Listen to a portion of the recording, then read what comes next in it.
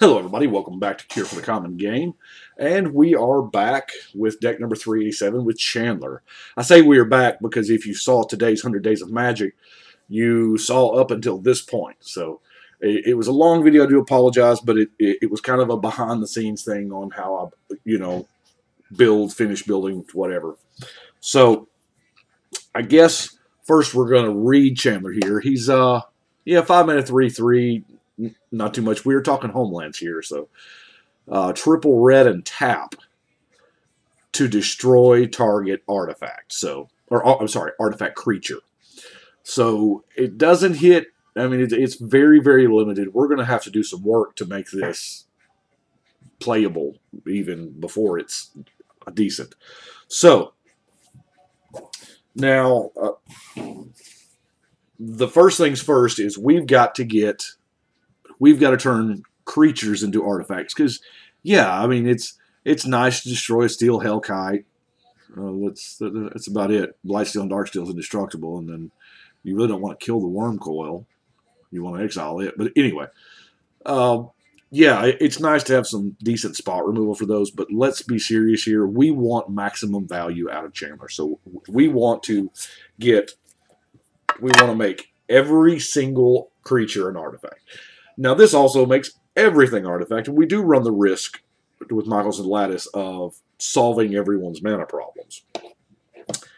That's just the risk. I mean, we're playing mono red, for goodness sake. We're not, not thinking hardcore about. Anyway, so we've got a few other ways to turn creatures into artifact creatures. We got the liquid metal coating, which is a one-shot. And then we have Ashnod's Transmogriate. This was... The glare is upsetting me. From Antiquities, Reprinted Chronicles, and it's a one-shot use, but it does permanently turn the creature into an artifact creature. And it gets it a +1/+1. So, Thran Forge is a reusable non-artifact creature and becomes an artifact creature. And then, of course, we have the Toy Maker, which was one of the last cards I put in.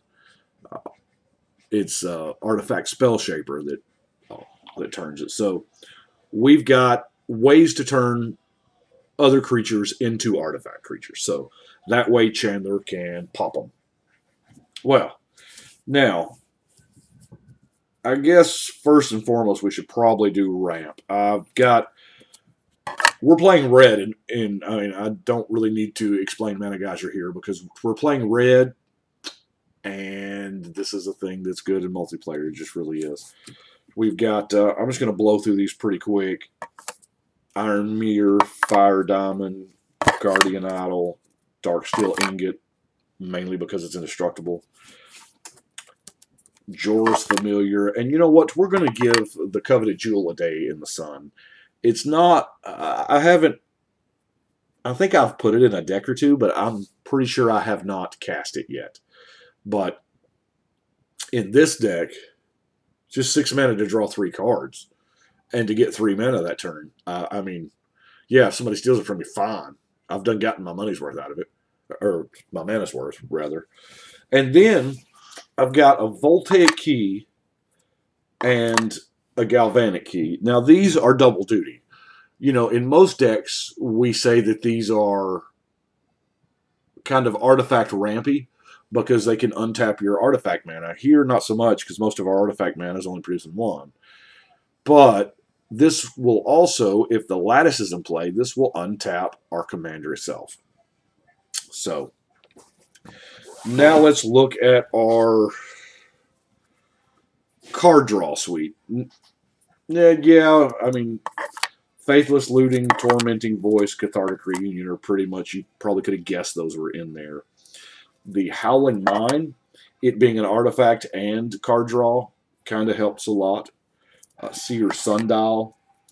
Arcane Encyclopedia is just a better J&J tome. I mean, all around. Otherworld Atlas. Now, I don't know if the trading post should really be in with the card drawing suite because it is as I said before, it's a Swiss Army spoon. Not necessarily a Swiss Army knife. It's not that precise. But it does a lot of things that you care about. I mean, yeah, gaining life is, gaining 4 life is fine if you're at, 1. Getting a goat is fine if you need a blocker.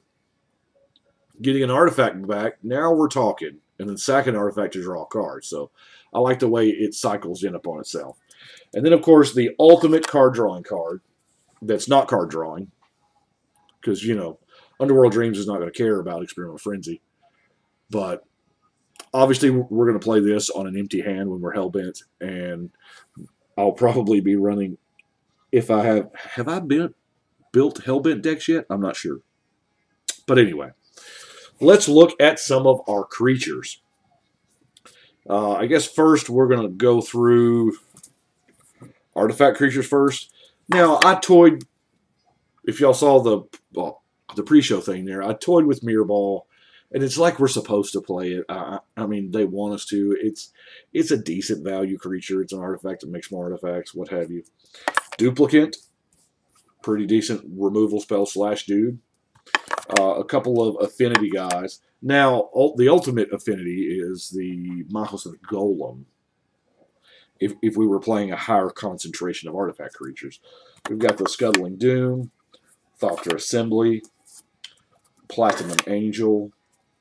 Lodestone Mirror's not bad when coupled with the Mahousan Lattice. When an untapped artifact you control is every permanent you've got, that's not bad. Of course, we have Bosch for when we just need to pick things up and throw them. Now, let's see what we've got. Yeah, here we're going to do the obvious one first. Hellkite Tyrant's in there because with the Lattice, it is ridiculous. He's a kill on... If you play the Lattice or him, ideally you play him first. And you wait till he's not sick. And then you table Lattice. You resolve Lattice, and you ruin somebody's day. Whoever you're attacking will probably concede if they cannot deal with the attack. If they can't prevent that combat damage somehow, then, yeah, they're probably scooping. All the rest of these creatures kind of in some sort of way work with artifacts. We've got Mom and Dad, of course, The 2 Thopters is nice, but that second line of sacking an artifact to deal 2 damage to any target is kind of, what we're signing up for there. Slowbad, Glissa's friend. We'll get into some story about Slowbad at some point in time. Memnarch turned like Mirrodin into this machine to steal Glissa's Planeswalker Spark. She had the Spark, but it wasn't ignited yet. And somehow, some way, Slowbad was her sidekick pretty much. And I think Glissa dies and Memnarch dies and Slowbad ends up with the Spark. And I think Slowbad dies. I don't know. I can't remember it. But it was kind of funny. Anyway, I'm halfway expecting at some point in time a Slowbad Planeswalker. That would be funny. But I think we got Grenzo instead of the Goblin Artificier Planeswalker. But anyway, we've got the Mox Monkey because it's really, really good at just destroying some things. We have Horde Smelter Dragon, which is also really good because, now keep in mind, we are, leaning heavily on this Mahousan Lattice kind of thing, which we don't really care about because, we got Forge on our side.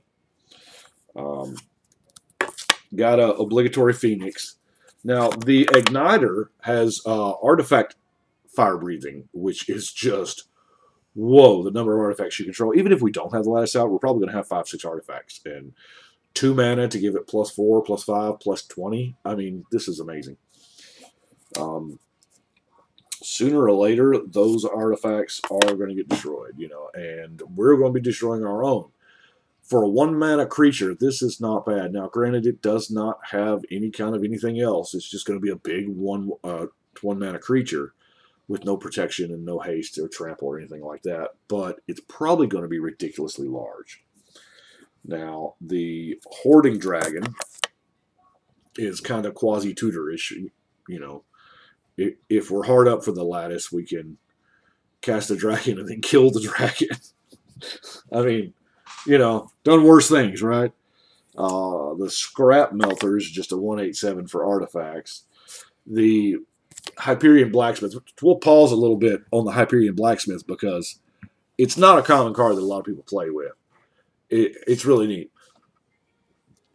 It's more or less a key, if you will, a Voltaic or Galvanic Key. You can just tap or untap an artifact, you know, on a 2/2 body. Um, Also, we've got the ATOG in there because the ATOG, while old and not, I mean, it's not overpowered. It's not really underpowered either, but it's right probably where it needs to be for 2 mana. But the ability to just come out of nowhere and swing with an ATOG and be able to finish off a player, especially if it's the last player, is kind of worth something to me. And of course, you know, I'm playing with the ATOG, so I might as well be playing with the Megatog to give it +3. And it gains trample this time, so that's really good. Let's look at some removal. Now, obviously, if we're running Michael's Lattice, we're going to be running Vandal Blast and Shatterstorm. We don't really care because hopefully, if we've got the Shatterstorm and the Lattice, obviously we're not casting the Shatterstorm until we've got the Forge on the board. But now, Echoing Ruin gets really fun when the Lattice is out and you target a basic land. Yeah, that's kind of not fair. I am running Shatter, Pillage, Rack and Ruin to nuke 2. Joven. I spent years calling this guy Joe or Hoven. I don't know why, but anyway, he's kind of the yin to the yang. Do have Granulate to kill all the big things. No, to kill all the little things. Detonate, Meltdown, and of course Red Elemental Blast, because y'all know how I feel about, you know, certain specific blue cards that can be overloaded at very inopportune times. Now, this next category here is just kind of, I don't know, weird stuff. Artifact is put into a graveyard from the battlefield, deals 2 damage. This is kind of the Dingus Egg or Dingus Staff version for artifacts. Costs the same, costs 4. I would really have loved if this was like a Dingus Mine, but yeah, Magnetic Mind is about what we've got. Another kind of win con is the Ancient Ruins. The Ancient Ruins kind of does the same thing, only it's for each artifact that player controls. I'll be honest with you, I don't really know why I have Black Vice in the deck.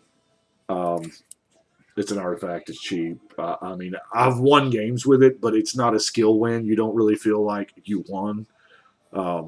It's really Relic Barrier. Just, you know, taps an artifact. If you need to tap one of their blockers, that's probably now an artifact creature. Can be an artifact creature. And then, of course, we have Powder Keg. Powder Keg is just it's kind of halfway a mass removal spell anyway, and it being an artifact itself, you've got the Forge, so you're not worried about the global implications of it. Let's get to our. We're going to think about finishing up real quick here with our land base. Now, obviously, we have the 2 artifact lands, the red one and the colorless one.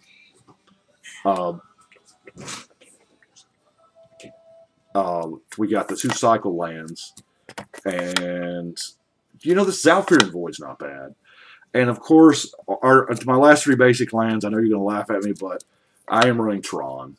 If we accidentally get Tron, hey, sure. I mean, obviously this deck does not have a way to fetch it out, but if we get it, we get it. And that is what I have got for, of course, I've got a ton of mountains to go with it. That's what I've got for Chandler, which is, you know, it was quite a feat to make Chandler doable, much less good.